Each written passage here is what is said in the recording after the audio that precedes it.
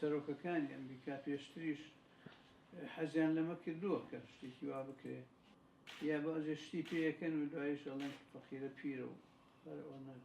توانای عاقڵانی دنیا ئەڵێن کاکە تۆ ئەتەوێ ئاشتی بکەی لەگەڵ فەڵەستین و دوورە وڵات دروستکەی. قودس والمسجد الأقصى بۆ مسلمانان بەگشتی و ئومەتی ئیسلامی یەکێکە لە مقدسات و مقدسات شتێک نییە کە مساومەی لەسەر بکرێ یا چاوپۆشیە بکرێ و ئەم بڕیارە بڕیارێکی هەڵەیە و بڕیارێکی خەتایە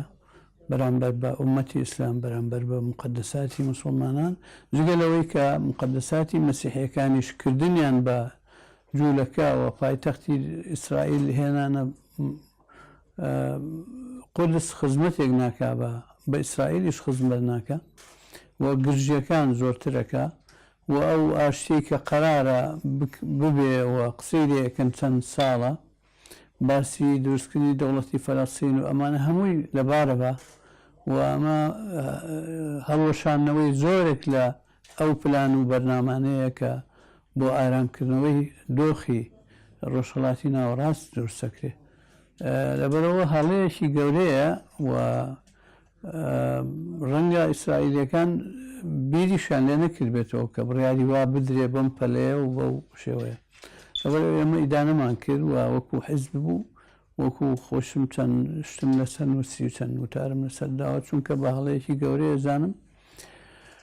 و مسلمانان هەرگیز چاوپۆشی ناکەن لەوە و ئەگەری گرژی زیاتریش هەیە ئەگەری هەیە کە مەسەلەکە بچێتە قاڵبی اقتصادی مەسەرەن بچێتە قاڵبی سیاسی و دیپلۆماسی لەبەرەوە خزمەت ناکە و هەر عاقڵێکی سیاسیش دراسی بکە مەوزوعەکە بێوەختە و ناڕێکە بۆیە هیواخوازین کە تەراجع بکرێ و ئەو بڕیارە هەڵوەشێتەوە و مەشاعری مسلمانان حسابی بۆ بکرێ و مشکلەی ڕۆژهەڵاتی ناوەڕاست و شەرقی دنیا ئەوەنە کەم نییە ئەمەشی بۆ ئیزافە بکرێ و ئەمە گرماڵەکردنی هەموو مەشاکل لە مەسەلەیەکی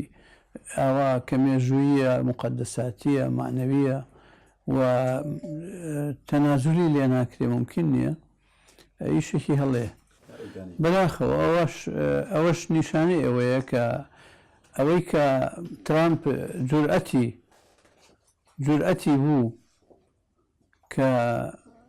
ئەو بڕیارە بدا لەلایەکی تر ئەوەی کە ڕژێمەکانی ناوچە بەگشتی بە هەرێمی کوردستانیشەوە نامتوانی هەڵوێستێکیان ببێ یا ناوێرن یا ئەوەندە دەرکی شتەکان ناکەن و هەست ناکەن کە ئەو هاوکێشەیە چەندە خەتەرناکە و دیارە دابڕانێکی شەیرە بینی گەلانی مسلمان و لە بینی ڕژێم و کاربەدەستەکانیانە بەداخەوە بەڵام ئەوە لە مەسەلەکە ناگۆڕێ لە حەقانیەتی مەوزوعەکە ناگۆڕێ لە حەقیقەتی مێژوویی مەسجد الأقصا کە یەکەم قبلەی مسلمانانە و مقدساتە و ئەگەر هەر کەمتەر خەمیەک بەرامبەر مەسجد الأقصا بەرامبەرە بە کەمتەر خەمی بەرامبەر کەعبە و مەسجدی نەبەوی چونکە ئەو سێ مزگەوتە سێ مزگەوتی مقدسی مسلمانانە.